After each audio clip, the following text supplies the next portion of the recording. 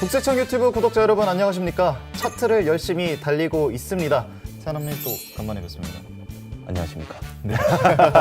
이번엔 어떤 공제 항목을 다뤄볼 차례인가요? 네, 이번에는요, 신용카드 등 사용 금액에 대한 소득 공제에 대해서 알아보도록 하겠습니다. 요건이 있겠죠?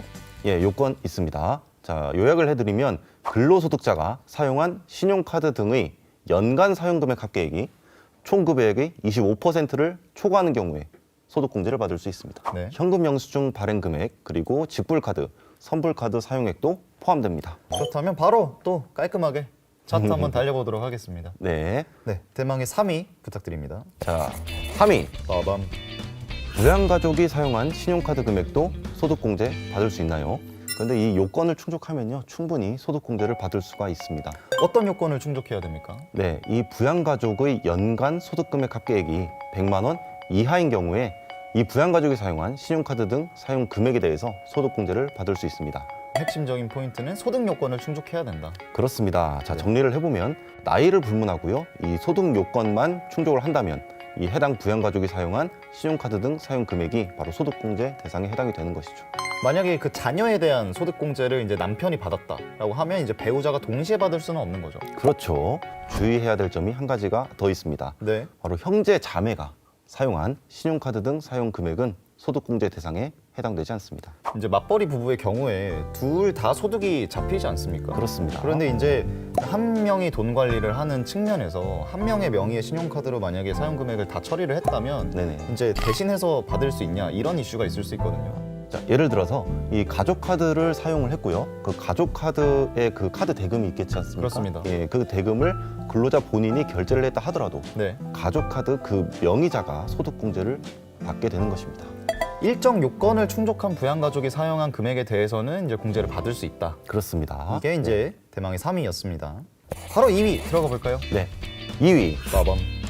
자동차 구입 비용도 소득공제 가능한가요? 사실 우리 세법에서는요, 이 신용카드 등 사용 금액에서 네. 제외되는 항목을 일일이 규정하고 있습니다. 자, 한번 궁금증을 풀어볼까요? 네.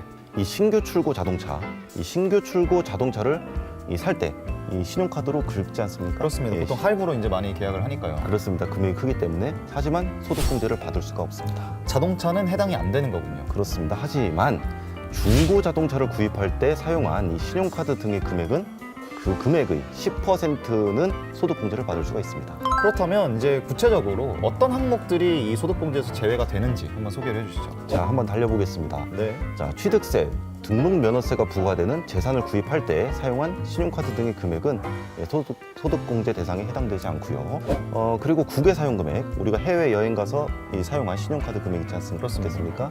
예, 그 금액은 소득공제 적용받을 수 없습니다. 네. 그리고 건강보험, 고용보험 같은 그러한 보험 계약의 보험료 또는 공제료를 신용카드로 결제한 경우에도 소득공제 받을 수 없습니다. 자, 그리고 그 다음에는 교육비가 있을 수 있겠거든요. 교육비. 네. 네, 그러니까 예를 들면 어린이집, 유치원, 초중고, 대학교 같은 그런 학교에 납입하는 수업료는 이제 세액공제, 죄송합니다.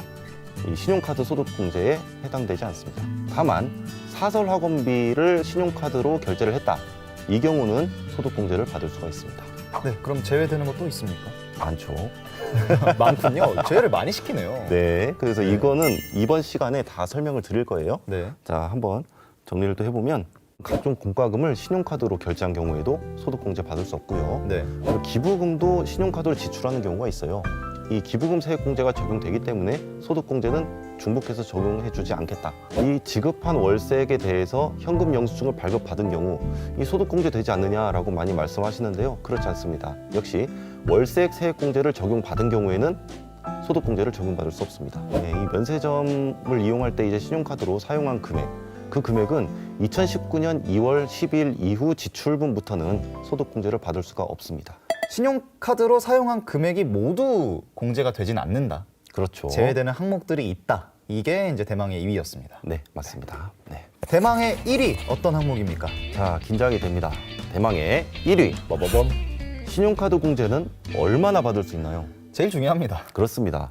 금액이잖아요. 얼마나 됩니까?